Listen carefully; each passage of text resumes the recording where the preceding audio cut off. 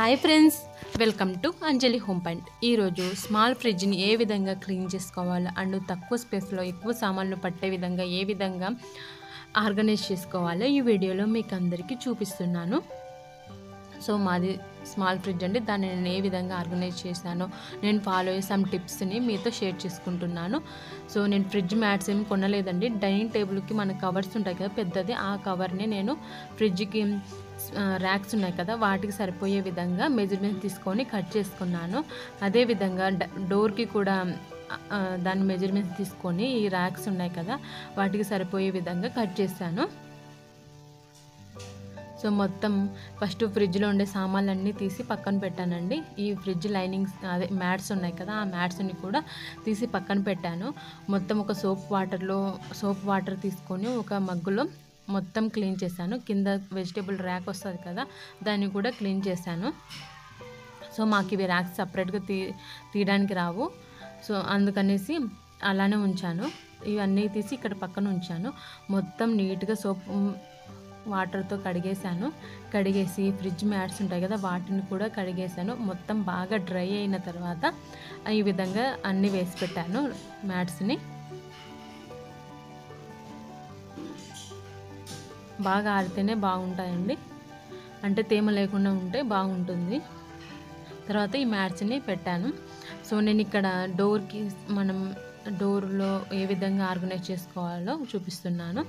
ఇవి వచ్చేసి మన మొబైల్కి వస్తాయి కదండి, ఆ బాక్సుల్ని నేను ఈ విధంగా పేపర్తో కవర్ చేశాను. నీట్గా ఉంటుందండి. మీరు కావాలంటే అలా అయినా ఉంచుకోవచ్చు. ఇలాంటి స్పైసెస్ని మనం ఫ్రిడ్జ్లో స్టోర్ చేసుకుంటుంటాం కదా రెగ్యులర్గా, రసం పౌడర్, సాంబార్ పౌడర్, చాట్ మసాలా, బిర్యానీ మసాలా ఇలాంటివన్నీ. సో వాటన్నింటినీ కూడా నీట్గా ఆర్గనైజ్ చేసుకోవడానికి నేను ఇక్కడ ఈ టిప్స్ ఫాలో అవుతున్నాను. సో మనము ఈ విధంగా అలానే ఉంచుతాం కదా, అప్పుడు ఎప్పుడైనా మనం తీసినప్పుడు కింద పడతాయి కదా, కింద పడకుండా ఉండడానికి ఇలాంటి రబ్బర్ బ్యాండ్ పెట్టాను. సో ఇప్పుడు కింద పోకుండా ఉంటుంది మసాలా అనేసి. సో అన్నిటికీ నేను ఈ విధంగానే రబ్బర్ బ్యాండ్ వేసి పెట్టాను. సో అన్నిటినీ కూడా ఈ విధంగా ఆర్గనైజ్ చేశాను.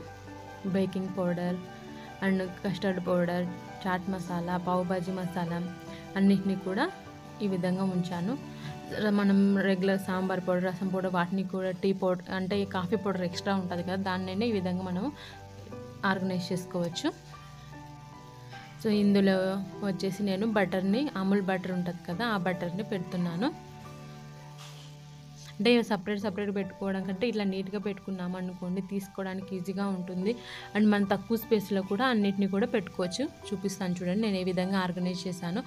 ఫ్రిడ్జ్ పైన కూడా నీట్గా తుడిచేసాను, కవర్ని కూడా నీట్గా తుడిచేసి ఇలాంటి ఒక బాస్కెట్ పెట్టాను ఫ్రూట్స్ పెట్టుకోవడానికి ఫ్రిడ్జ్ పైన. అండ్ ఫ్రిడ్జ్ మొత్తాన్ని కూడా పై సైడ్ అంతా కోలిన్తో నీట్గా తుడిచేసాను. ఫస్ట్ వెట్ క్లాత్ తుడిచేసి మళ్ళీ డ్రై క్లాత్ తుడిచానండి. అలా తుడిస్తే నీట్గా ఉంటుంది. సో లోపల ఏ విధంగా ఆర్గనైజ్ చేశానో చూపిస్తాను చూడండి. ఫస్ట్ ఫ్రిడ్జ్ డోర్స్ని ఏ విధంగా ఆర్గనైజ్ చేశానో చూడండి. ఇది కరివేపాకు అండి. కరివేపాకుని నేను ఒక ఎయిర్ టైట్ కంటైనర్లో పెడుతుంటే బ్లాక్గా అయిపోతుంది. సో కడిగి ఆరబెట్టి ఈ విధంగా కవర్లో పెట్టుకున్నాను. అండ్ ఆ రెడ్ కలర్ డబ్బాలో కోవా ఉంది. సో స్పైసెస్ అన్నింటినీ కూడా డోర్లో ఈ విధంగా ఆర్గనైజ్ చేశాను. డోర్ సైడ్కు వచ్చే ర్యాక్స్లో చూడండి నీట్గా ఉంటుంది, అది తీసుకోవడానికి కూడా బాగుంటుంది. ఇక్కడ వచ్చేసి coffee powder and red chilli powder, Kashmir red chilli powder అండి. అది ఇందులో ఏమో జింజర్ ఉంది. ఇక్కడ వచ్చేసి ginger garlic paste and condensed milk పెట్టాను ఈ పింక్ కలర్ డబ్బాలో. అండ్ కింద వచ్చేసి బటర్ ఉంది కదా దాంట్లో లైన్ డేట్స్ బాక్స్లో. ఇందులో వచ్చేసి గేదె పాలతో చేసిన బటరు పాప కోసము అది. అందులో ఇంకో దాంట్లో వచ్చేసి కొత్తిమీరని పెట్టాను. సో మా డీప్ ఫ్రిడ్జ్ది ఉంటుంది కదా అది డోర్ పోయిందండి. సో ఇందులో ఏమో బటరే ఉందండి, పాప కోసం ఎక్స్ట్రా బటర్ పెట్టుకుంటాను. అమూల్ ఫ్రెష్ క్రీమ్, అందులో మిల్క్ ప్యాకెట్స్ కూడా ఇందులో పెట్టుకున్నాం అనుకోండి మనకి స్పేస్ అనేది సేవ్ అయిపోతుంది. అండ్ ఇక్కడ వచ్చేసి మిల్క్, చట్నీ అండ్ దోసపిండి ఇక్కడ పెట్టాను. చిన్న బాక్స్లో దోసపిండి ఉంది కొద్దిగా. ఇక్కడేమో ఎగ్స్ పెట్టుకోవాలి, ఎగ్స్ లేవనేసి దాని మీద ఈ దోసపిండి బాక్స్ని పెట్టాను. సో ఇందులో ఏమో ఇడ్లీ పిండి ఉంది.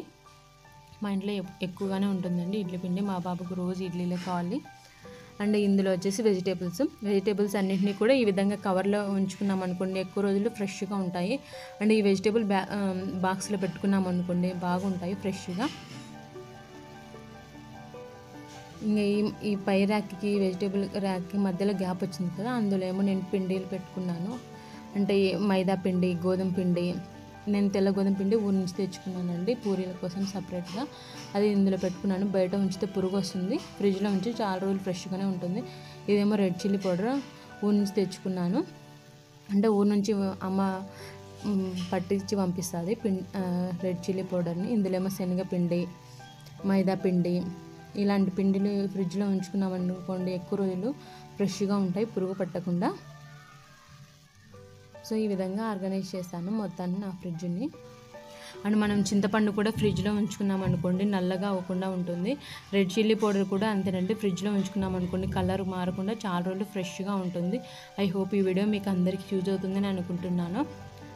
Thanks for watching. మీకు కనుక ఈ వీడియో నచ్చినట్లయితే లైక్ చేయండి, మీ ఫ్రెండ్స్కి రిలేటివ్స్కి షేర్ చేయండి, మా ఛానల్ని సబ్స్క్రైబ్ చేసుకోండి. Bye friends, take care.